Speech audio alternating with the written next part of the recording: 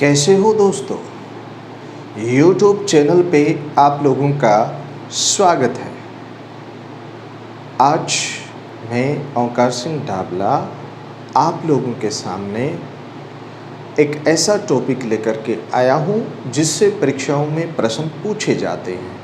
तो विशेष रूप से आप लोग इस टॉपिक को एंजॉय कीजिए और पढ़िए और चर्चा करते हैं आज एक महत्वपूर्ण टॉपिक की, जिसका नाम है भूकंप। क्या बताओ?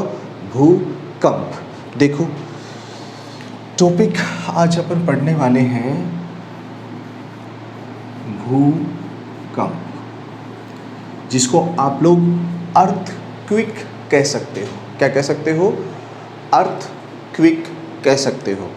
अब अर्थक्वेक या भूकंप अपन कहते किसको हैं, ये एक टॉपिक आप लोगों के एक प्रश्न बनता है कि भाई भूकंप किसको कहते हैं। देखिए, पृथ्वी की ऊपरी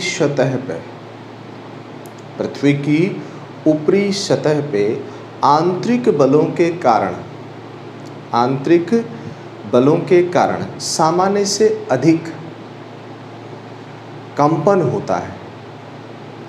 उत्पन्न होता है, उसे भूकंप कहते हैं। बड़ा सीधा सा प्रश्न आप लोगों के लिए यहाँ पे है, तो आप देखिए ऐसे इसको समझ सकते हैं। पृथ्वी की ऊपरी सतह पर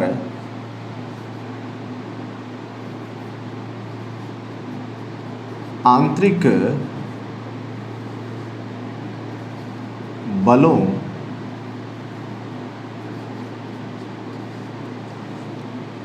के कारण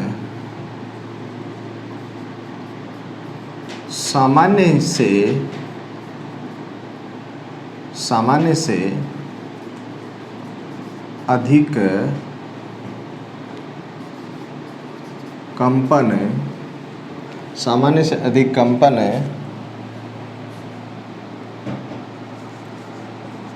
भूकंप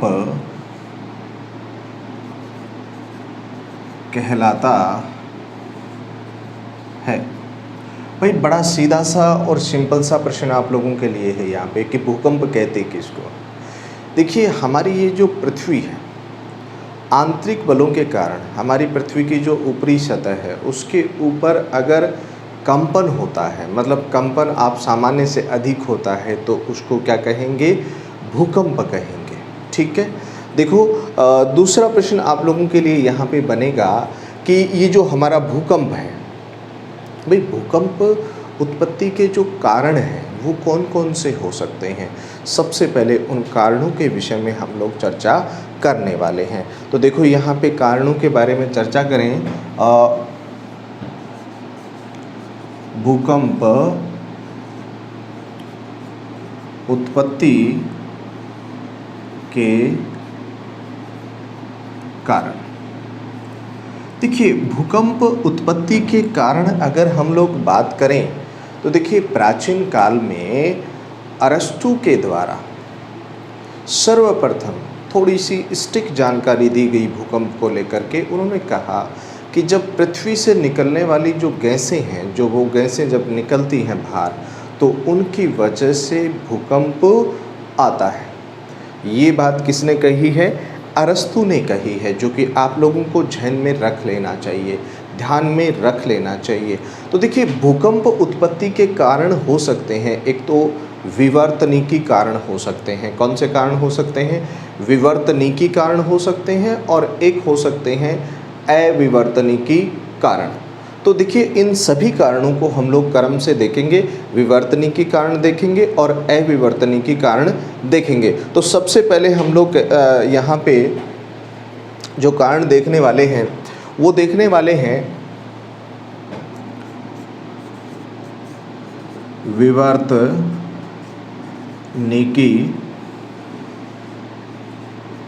कारण। भाई कौन से कारण? देखो, सबसे पहले जो कारण हमें देखने हैं वो विवर्तनिकी कारण देखने हैं।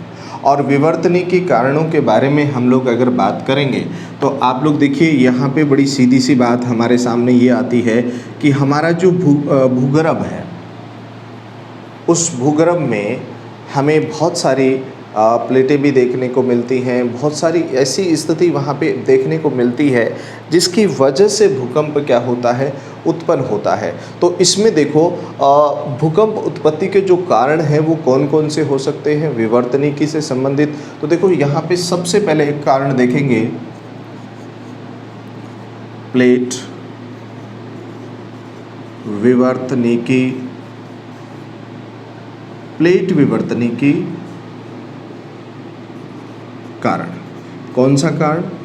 प्लेट विवर्तनिकी कारण। देखो यहाँ पे अगर आप बात करोगे ना तो ये जो भूकंप है, प्लेट विवर्तनिकी जो भूकंप है, कैसे आप लोग देखोगे कि देखिए हमारी ये जो पृथ्वी है ना, हम लोग ऐसा कहते हैं कि ये 7 बड़ी प्लेटों पे स्थित है और बहुत सारी छोटी प्लेटें हैं, लघु प्लेटें हैं जो कि 20 से अधिक हैं या उससे भी अधिक आपको वो प्लेटें देखने को मिल सकती हैं।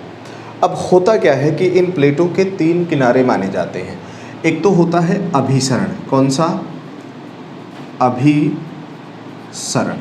एक किनारा होता है अभिसरण। देखो अभिसरण का मतलब होता है जब प्लेटें एक दूसरे की तरफ संचलित होती हैं। एक होता है इसमें अपसरण। अपसरण, देखो अपसरण का मतलब होता है जब प्लेटें दूर जाती हैं, है ना। और एक होता है संरक्षी। संरक्षी, देखो संरक्षी की अगर बात करोगे तो प्लेटें एक दूसरे की तरफ संचलित होती हैं इस तरीके से। देखिए अभिसरण किनारों पे आप लोग जैसे आप कह सकते हो जैसे वलित पर्वत होते हैं, उनके आसपास इस तरीके के भूकंप उत्पन्न होते हैं। क्योंकि देखिए जब 2 प्लेटें आपस में टकराएंगी तो टकराने से क्या होगी, जो भारी प्लेट है वो टूटेगी।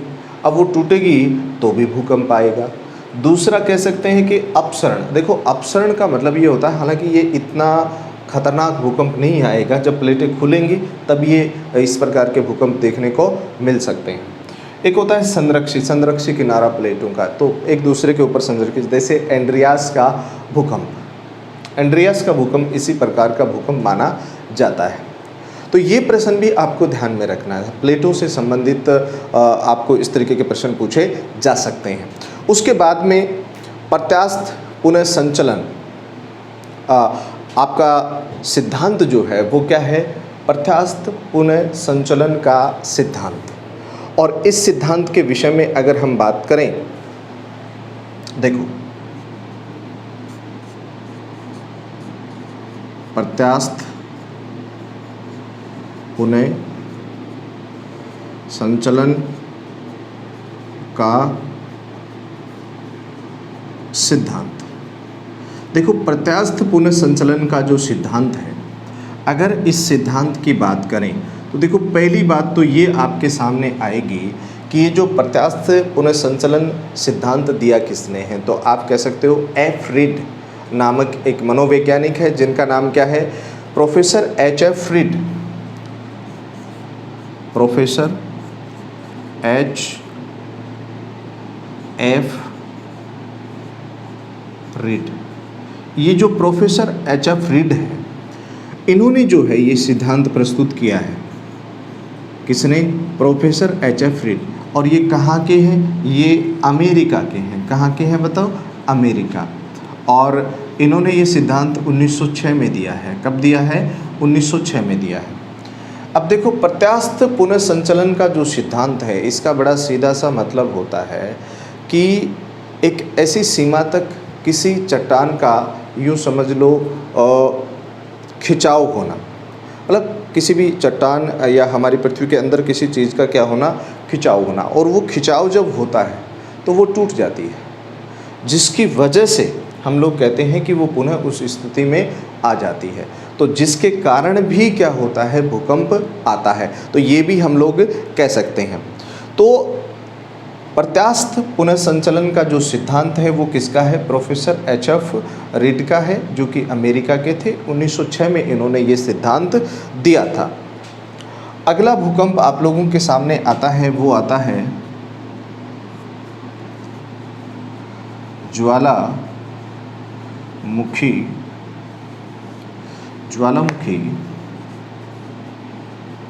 क्रियाओं के कारण, देखो वह भूकंप जो ज्वालामुखी क्रियाओं के कारण होता है। देखो बहुत बार ऐसा हुआ है कि जो भूकंप होता है जहाँ ज्वालामुखी उत्पन्न होती है, ज्वालामुखी किसी नली या दरार के माध्यम से जब वो लावा बाहर आता है तो कई बार बहुत ही गाढ़ा लावा होता है, वो तेज यूँ समझो कि धरातल को चीर कर जब बाहर आता है तो धरातल में कंपन उत्पन्न होता है। तो ज्वालामुखी के कारण भी कंपन उत्पन्न होता है। देखिए इसके लिए अगर आप एक उदाहरण देखना चाहो, जैसे 1883 में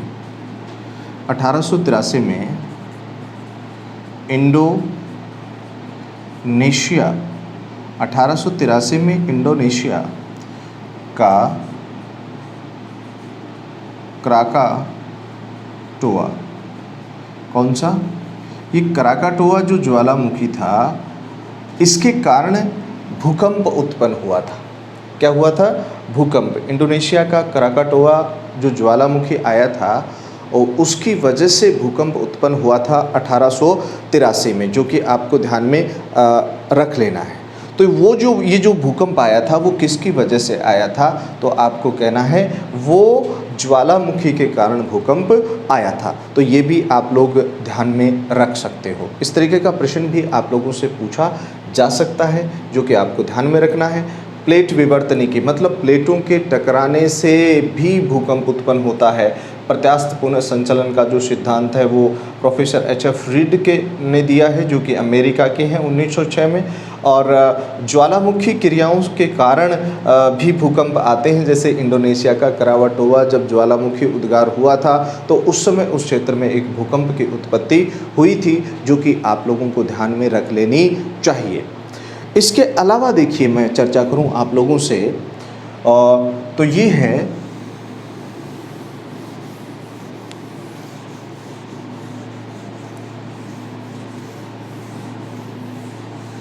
देखिए, उसके बाद में आपके सामने आता है भूपटल भ्रंश। देखो होता क्या है भूपटल भ्रंश का मतलब आप क्या लगा सकते हो? जैसे हमारी पृथ्वी का कोई बहुत बड़ा स्थल है और उसका कुछ भाग जो है वो क्या हो जाता है? डाउन हो जाता है, या एक भाग जो है वो क्या हो गया? डाउन हो गया। अब डाउन होने की वजह से जो भाग नीचे धंसा, उसकी वजह से उस क्षेत्र में क्या होता है? भूकंप उत्पन्न हो जाता है ना। और इस प्रकार के जो भूकंप है, जैसे विशेष बात करूं मैं 1950 का जो आप कह सकते हो असोम का भूकंप इस प्रकार का है। 1950 असोम का भूकंप, एक तो 1950 का भूकंप, और एक आप कह सकते हो 2001 का भुज का भूकंप। कौन सा भूकंप?